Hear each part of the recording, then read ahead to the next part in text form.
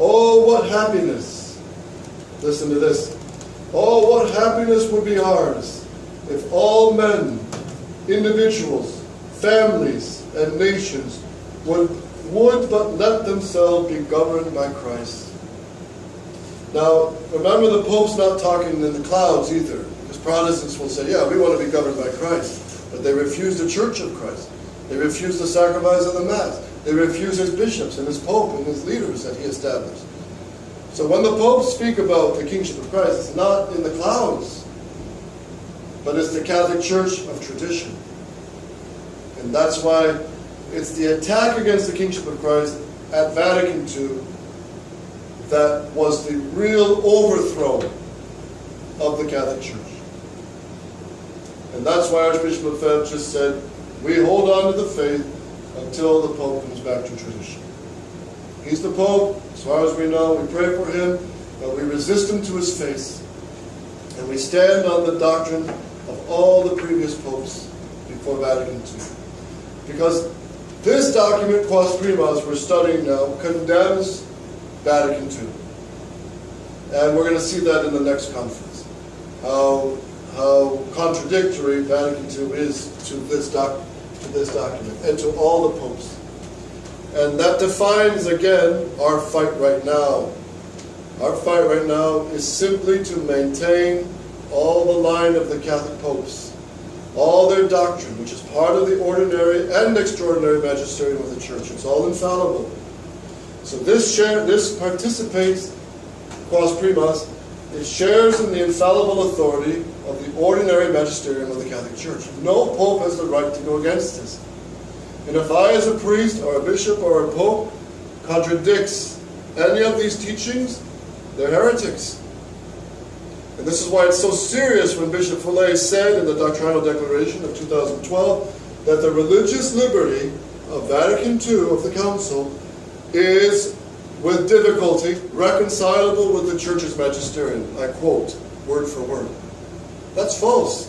There's no way you can reconcile Christ and Satan, light and darkness, oil and water, religious liberty, a heresy, with the kingship of Christ. It's a heresy condemned. You cannot save Vatican II. And that is like it. But they should do him the favor and tell them, you must not go with, you got to reject and condemn your doctrinal declaration, your 6 conditions, your general chapter statement. Until that's done, well, and then with Bishop Williamson, it's sad. I don't know why he's saying these things. I don't know why he's pushing the Eucharistic miracles of the Novus Ordo, which promote the new Mass. And there's a very excellent refutation to the new order miracles done by the Recusant. And I encourage all of you to read it and spread it. Because the Conciliar SSPX is now also promoting these Novus Ordo Eucharistic miracles, which are highly skeptical, because, just read, you'll see. They're not like the old miracles of old that are witnessed by many people, and they're standing miracles, and the Church studies it for a long period of time, and the fruits are good. They lead people to conversion, confession, the true faith. These miracles don't. The priests that promote these Novus Ordo miracles are still today, this Sunday, they're going to have dancing girls, communion in the hand, and silly music and silly behavior at the Novus Ordo Mass. So